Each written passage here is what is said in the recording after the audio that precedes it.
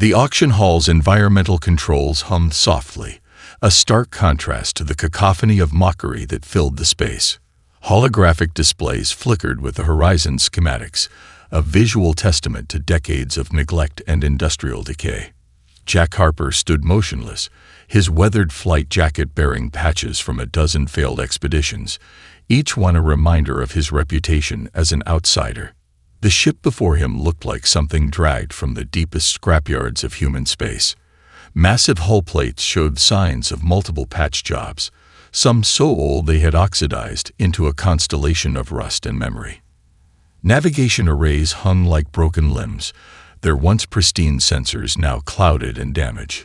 Most would see nothing but a tomb waiting to be recycled. But Jack saw potential. A group of alien merchants clustered nearby, their translucent skin shifting colors with their amusement. A Zarn diplomatic representative, a serpentine creature with crystalline features, let out a high-pitched trill that translated to pure derision. Another human waste of resources, it communicated through a neural translator, its body pulsing with condescending light. Jack ignored them. The bidding had been perfunctory, almost insulting. No serious buyer wanted a ship with such a catastrophic history. 3 previous owners had gone bankrupt. 2 complete crew replacements, a dozen failed missions, emergency repairs that cost more than the vessel's theoretical value. The Horizon was more legend of failure than functional spacecraft. Corporate records told a brutal story. Originally constructed as a long-range exploration vessel, the ship had become a cautionary tale. Its maiden voyage ended in a navigational disaster that stranded it for months in an uncharted sector. Subsequent missions resulted in partial system failures, inexplicable energy fluctuations, and a reputation for being fundamentally unreliable. Most spacers would have walked away. Most would have seen nothing but a metal coffin waiting to be melted down. Jack Harper was not most spacers. He approached the holographic display, his cybernetic eye, a replacement from a past mission gone wrong, scanning every micron of the ship's blueprint. Muscle memory from years of engineering kicked in. He saw past the visible damage, recognizing potential where others saw only destruction. The auctioneer, a bored-looking human representative with corporate patches indicating minimal investment, watched Jack with skeptical eyes. "Final offer is 3,000 universal credits," he announced, his voice carrying the enthusiasm of someone selling expired nutrition packs. "Sold as is. No warranties. No return." Jack's hand moved almost unconsciously, transferring the credits. The transaction completed with a soft digital chime that seemed to echo through the auction hall. Several alien merchants stopped their conversations, staring in disbelief. "You're making a mistake," a Corvin trader hissed, its multiple tentacles writhing with barely contained laughter. "That ship is death. Certified failure." Jack simply smiled. A smile that spoke of countless impossible missions. A smile that suggested he understood something they did not. His communication device chirped. A message from Emma Rodriguez, the quantum mechanics specialist he'd recruited specifically for this venture. Incoming transport crew ready. Awaiting coordinates for the Horizon.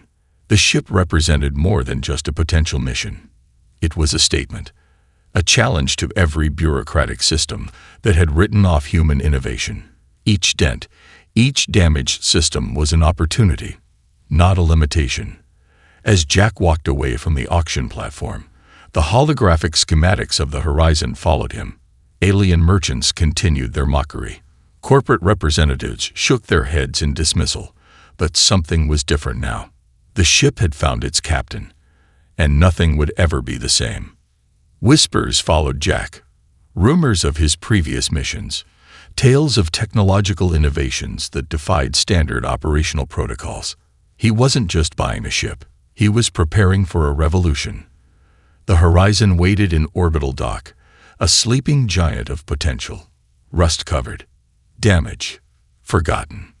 But not for long. The orbital maintenance dock hummed with an electric tension. Sparks flew from multiple access points of the Horizon, each burst of light a testament to the unconventional reconstruction underway. Emma Rodriguez balanced precariously on a suspended maintenance platform, her hands moving with surgical precision across a complex network of exposed circuitry. "This isn't engineering," she muttered to herself. "This is quantum poetry." Mark Thompson watched from below, a holographic display rotating between multiple system schematics. His discharge from military research had been inevitable. He questioned too much, challenged too many established protocols.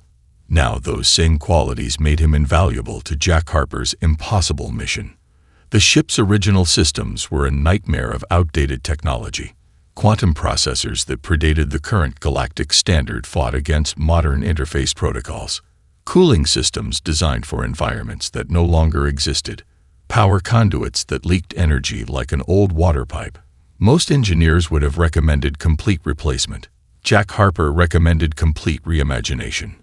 Emma's current project involved rewriting the ship's core navigation system. Traditional faster-than-light travel relied on predictable mathematical models, precise calculations that mapped known space. Her approach was different. Instead of predicting a path, she was teaching the system to understand spatial dynamics as a living, breathing concept. "Watch this," she called to Mark, her fingers dancing across a custom-built interface. The holographic display flickered. What had been a standard navigational grid suddenly transformed. Potential routes began to appear not as straight lines, but as complex, three-dimensional webs.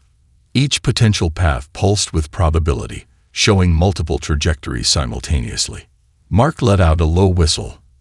"That's not navigation. That's quantum probability mapping." Nearby, a fabrication unit worked overtime. Salvaged components from a dozen different technological sources were being reconfigured, melted down, and rebuilt. A cooling system originally designed for a mining platform now found itself integrated into the Horizon's life support. Weapon targeting systems from a decommissioned patrol ship were being repurposed into sensor arrays. Jack called it technological adaptation. The galactic engineering community would call it heresy. "We're running into a problem with the primary power coupling," Mark announced, pulling up a detailed schematic. The original design couldn't handle the energy requirements of Emma's navigation system. Normal procedure would involve weeks of redesign, potentially months of testing. They had 3 days. Emma's solution was elegant in its audacity. She began integrating a series of quantum capacitors, experimental technology that most research stations had abandoned as too unstable. These weren't just energy storage units.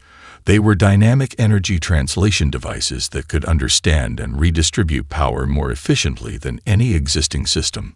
"It's like teaching the ship to breathe," she explained to Jack, who watched the process with the intensity of a chess master studying a complex board.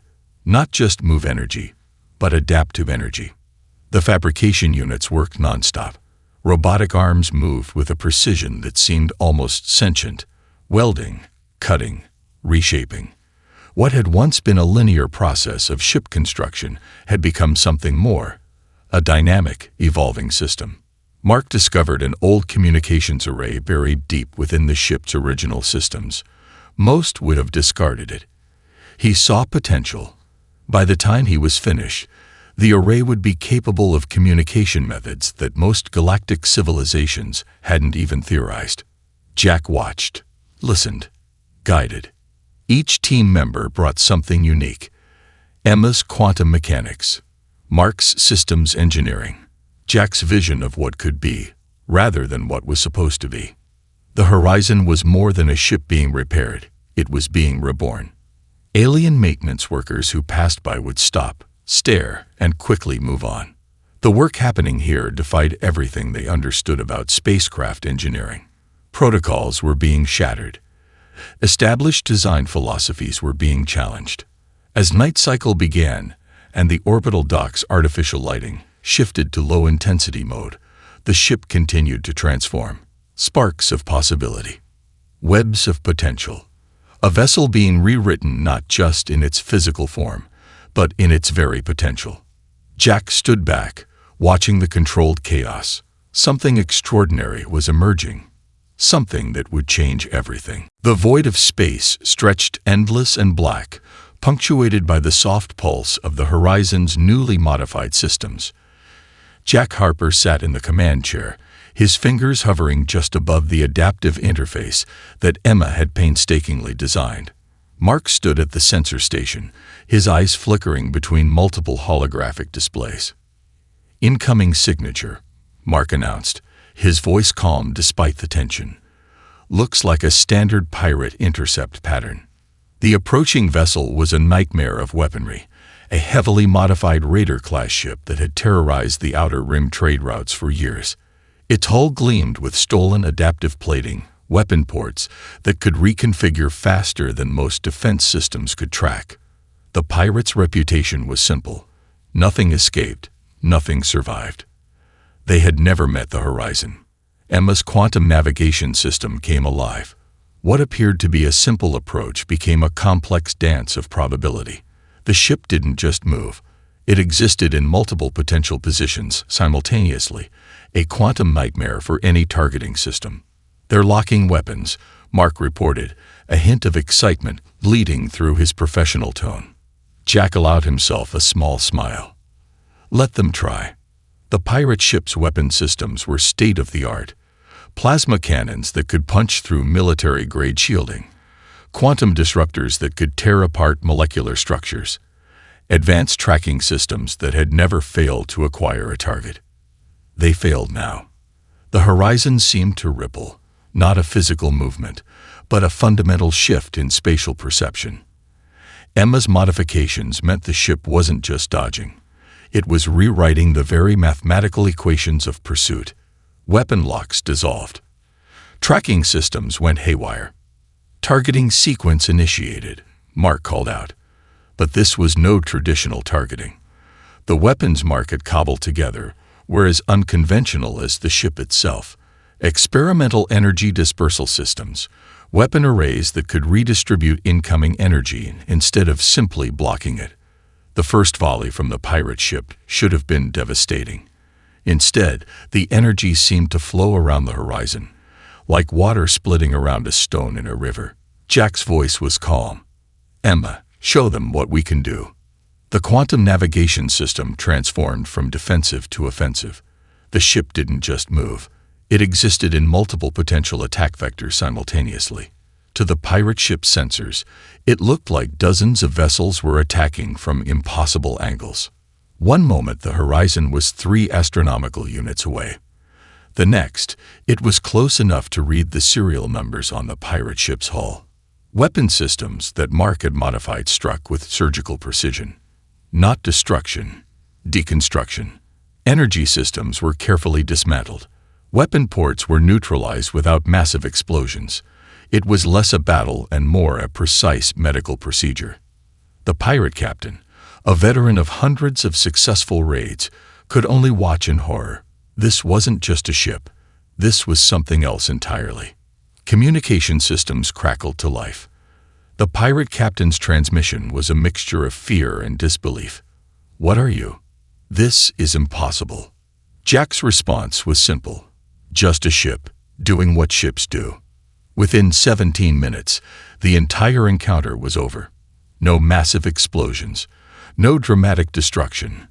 Just a complete and total neutralization of a threat that had terrorized trade routes for years. Mark checked the sensor logs, his hands moving quickly across the interface. "No casualties," he reported. "Minimal damage to their hull. We've essentially disabled them without a single traditional weapon discharge." Emma's laugh was part scientific excitement, part pure joy. They didn't just lose. They were comprehensively confused. The ship's new systems hummed, not with the sound of victory, but with the quiet confidence of potential realized. What had been a condemned vessel was now something entirely new.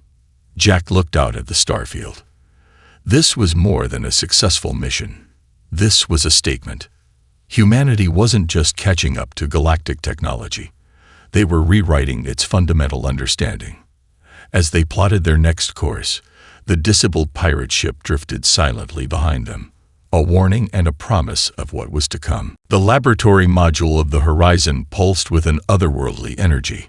Holographic displays danced around Emma Rodriguez, her fingers moving through complex mathematical representations that defied conventional physics. Jack Harper watched from the threshold, understanding just enough to know something extraordinary was happening. "It's not about energy transfer," Emma muttered, more to herself than anyone else. "It's about energy communication." Scattered around her workstation were fragments of technology that shouldn't exist together. Quantum processors salvaged from deep space research stations, experimental energy matrices pulled from abandoned military research facilities, computational cores that most scientists had declared impossible to integrate. Mark Thompson approached, carrying a thermal containment unit that glowed with a soft, unnatural light. "I've isolated the quantum resonance signature you requested," he announced, "but I can't explain how it's maintaining structural integrity." The breakthrough had begun weeks earlier, almost by accident. During their encounter with the pirate ship, Emma had noticed something peculiar in the energy dispersal logs, a momentary pattern that didn't just defy physical laws. It suggested an entirely new understanding of energy itself. Most scientists would have filed it as an anomaly. Emma saw it as a language waiting to be understood. "Look," she said, bringing up a holographic model that twisted and pulsed like a living organism. "Energy isn't just transferred, it communicates. It has a form of intelligence we've never recognized." The model showed multiple energy streams interacting, not as simple waves or particles, but as complex, sentient networks. Where traditional physics saw discrete units, Emma saw a living, breathing ecosystem of potential.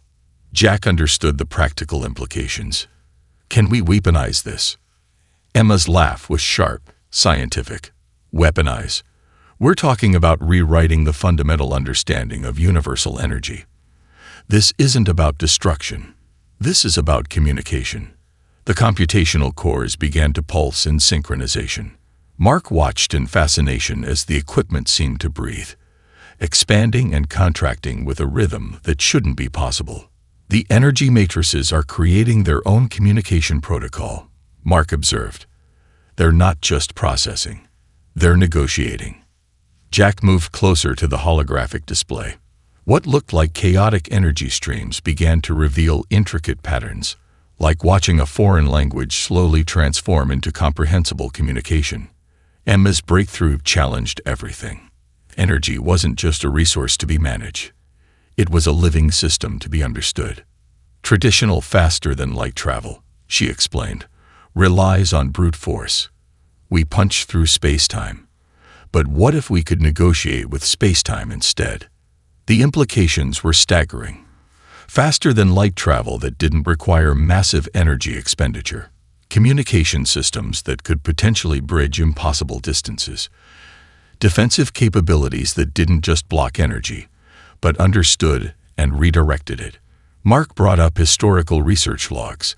Countless attempts by various galactic civilizations to understand energy as more than a simple transferable resource. All had failed. Humans had always been dismissed as technological newcomers. They were about to change everything. The laboratory's environmental controls began to fluctuate, not from system failure, but from the energy matrices creating their own microclimate. Holographic displays shifted colors in patterns that suggested communication. "We're not just observing," Emma said, her voice a mixture of scientific excitement and pure wonder. "We're participating in a conversation we've never understood before." Jack saw the potential beyond the scientific marvel. This wasn't just a technological breakthrough. This was humanity's declaration to the universe, a statement that they were more than just another species trying to catch up. They were rewriting the rules. The energy matrices continued their dance, pulsing, communicating, revealing possibilities that moments ago would have been considered pure science fiction. Mark looked at Jack. "We're going to change everything, aren't we?"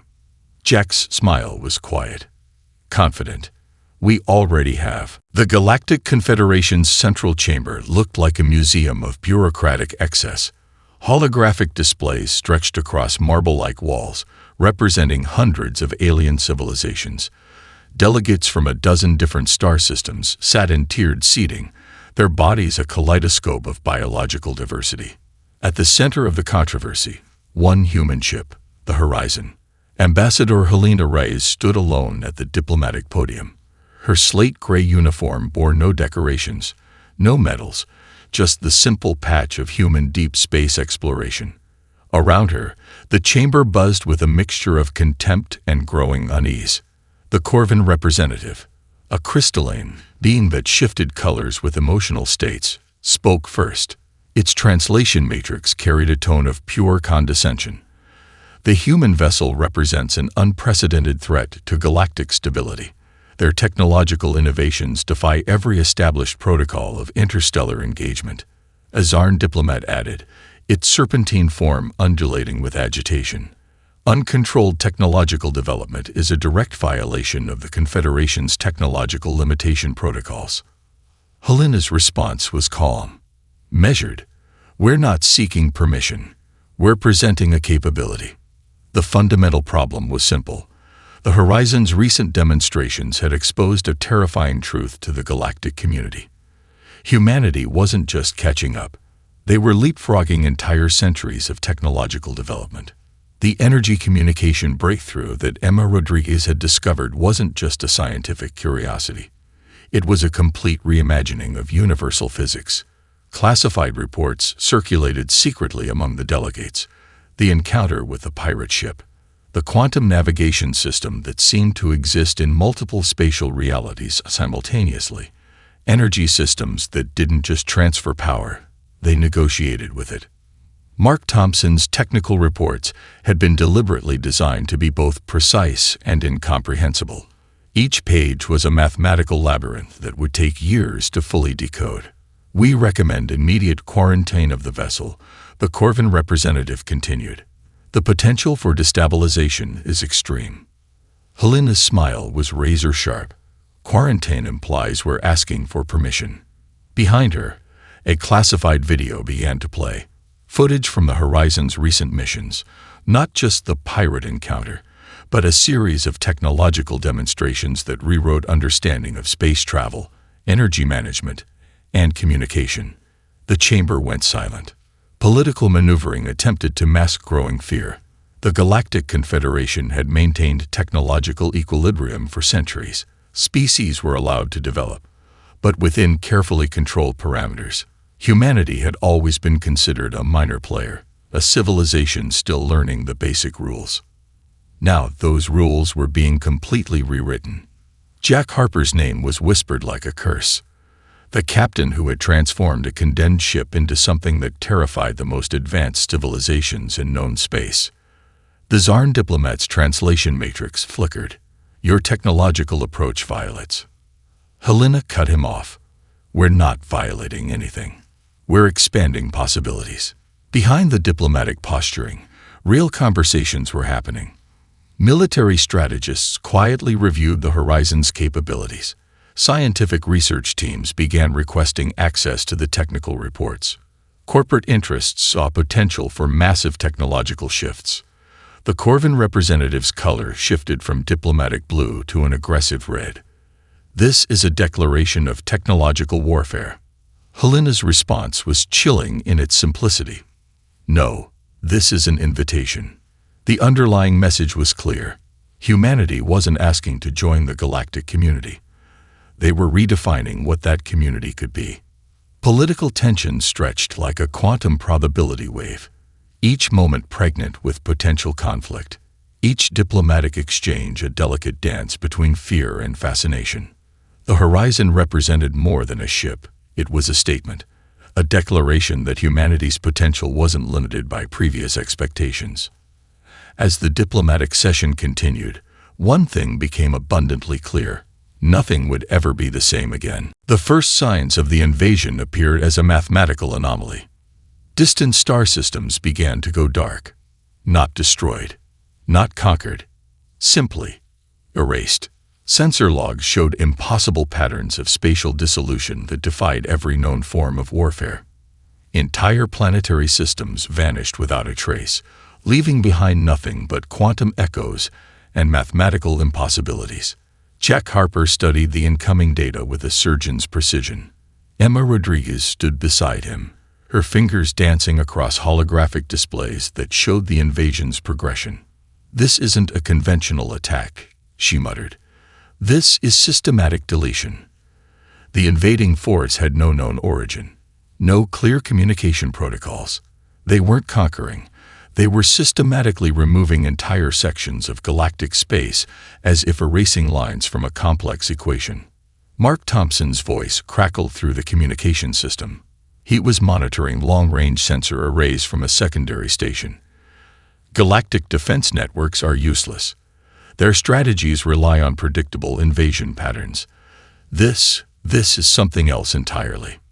Military commanders from multiple star systems had assembled in a desperate virtual conference. Holographic representations of species that had never cooperated before now sat in tense collaboration. The Corvin crystal formations, Zarn diplomatic corps, human representatives, species that had spent centuries in political tension now faced a threat that didn't care about their differences. "We're talking about an entity that doesn't just invade," Emma explained, her holographic model showing the invasion's progression. "They're performing large-scale spatial reconfiguration. It's like they're solving a universal mathematical problem. And entire star systems are just variables to be eliminated." Jack understood the implications immediately. This wasn't about territory. This was about something fundamental. The horizon became the focal point of a desperate strategy. Not because of political maneuvering, not because of diplomatic negotiations, but because they were the only vessel that might understand the invasion's underlying logic.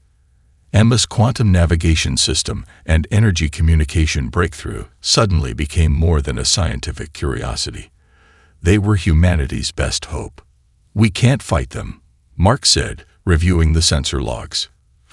"Traditional weapons are meaningless. They're operating on a level of spatial manipulation we've never seen." The invasion's approach was methodical, precise.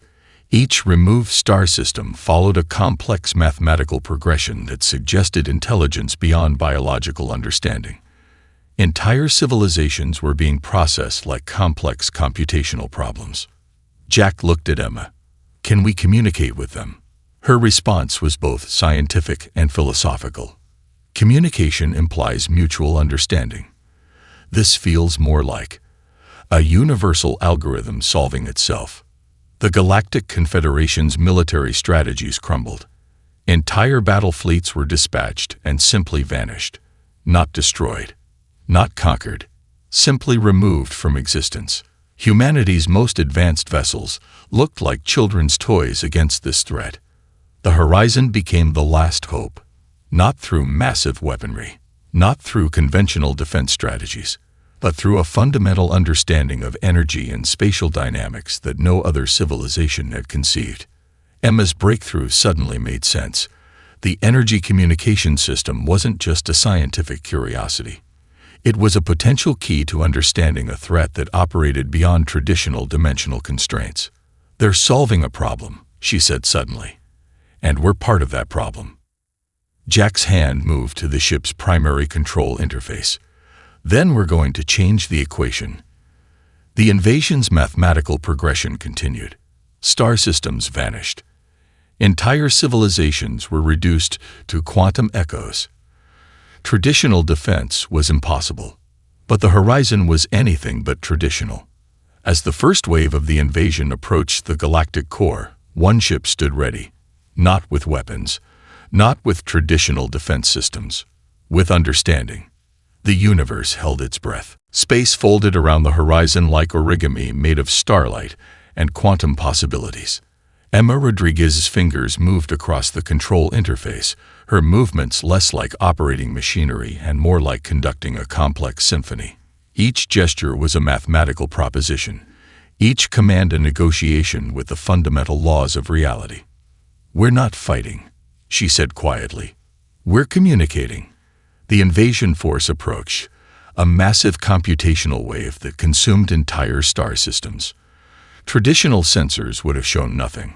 The horizon's modified systems saw something entirely different, a complex algorithm moving through space, solving some incomprehensible universal equation. Jack Harper watched the holographic displays, understanding just enough to know they were doing something unprecedented. Mark Thompson stood at the secondary systems station, ready to implement whatever impossible strategy Emma might devise. "It's a language," Emma muttered. "Not a weapon. Not an invasion. A conversation we've never understood before." The ship's energy communication systems came alive. What appeared to be random energy fluctuations were actually a complex dialogue. The horizon didn't just exist in space. It existed between spaces, in quantum potentialities that defied conventional understanding. Mark's systems began to translate, not with words, not with traditional communication protocols, but with pure mathematical potential. "They're solving something," he reported. "We're not just in their path. We're part of the equation."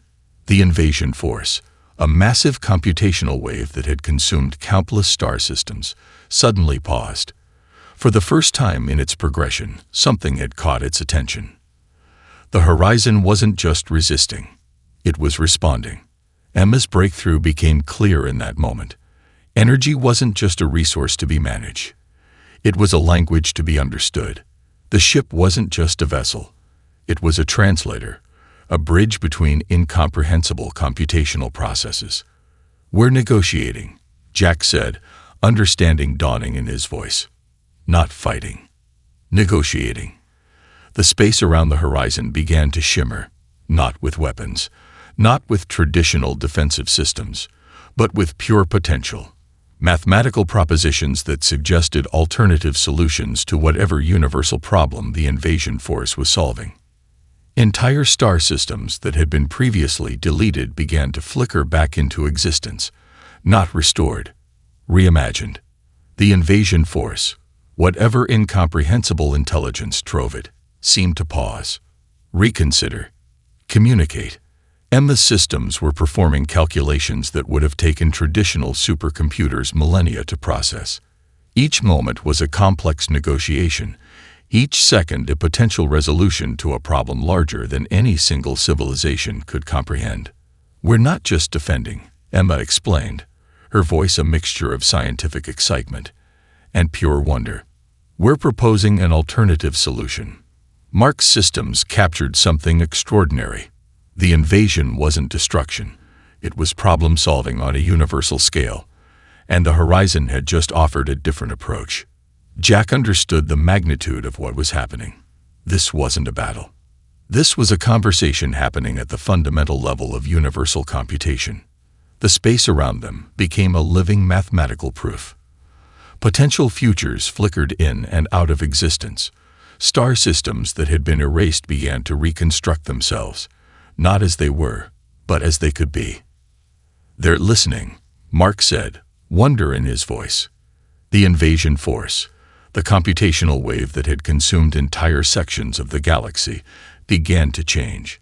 Not retreat, not destroy, reconfigure. Emma's final calculation was both beautiful and terrifying in its simplicity. They weren't fighting an invasion. They were participating in a universal problem-solving process that humanity had never before understood. The horizon became more than a ship in that moment. It became a bridge, a translator, a proposition. As the computational wave began to disperse, something fundamental had changed, not just in the galaxy, but in the very understanding of universal potential.